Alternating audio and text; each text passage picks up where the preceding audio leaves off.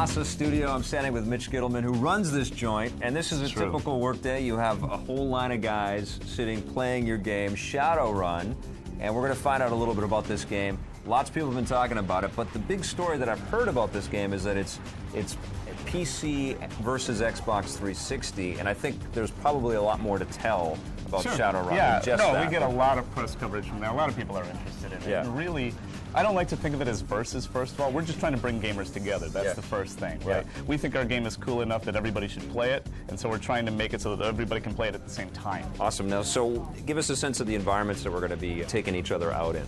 This game takes place in Santos, Brazil in the future in 2031. Mm-hmm. And what's happened, just to give you this background, because you won't understand the environment until you understand the why.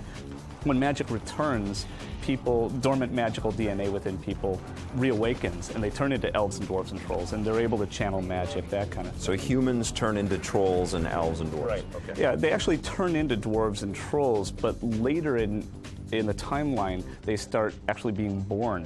What happens then is that this major mega corporation, global mega corporation, finds out that there's just a real high concentration of magic in this place in South America. So they send a team down to investigate, and they set off a magical accident. And they bring down the side of a mountain and level half a city. And under the mountain, they expose this ancient temple, this ziggurat, that has been there for thousands and thousands of years, since the last time magic was around, and it predates the Mayans and the Aztecs and the Incans. And they're like, hey, we're onto something. We're going to do a cleanup effort in the city. And they declare martial law. They cordon off the area. They start excavating the site, and they totally piss off the local population, including this ancient bloodline called the lineage, who've been sworn to protect this temple for 5,000 years. And they're shooting, you know. Now, in terms of locations then, we have locations in and around that ancient temple. We have the corporate arcology. They've built this sort of corporate center right in the middle of this city, so they take the fighting right to them.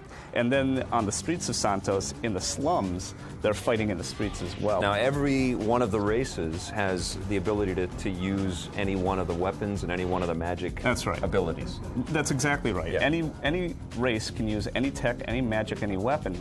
But because of their natural abilities and their natural speeds and stuff like that, they really use them differently. Now, do you get the sense that the sort of the media out there and the coverage of Shadowrun has sort of gotten an understanding of the level of work that you guys have put into this? What a lot of people have been talking about is the cross-platform play, and can they balance mouse, keyboard versus controller, and we have, totally. Yeah.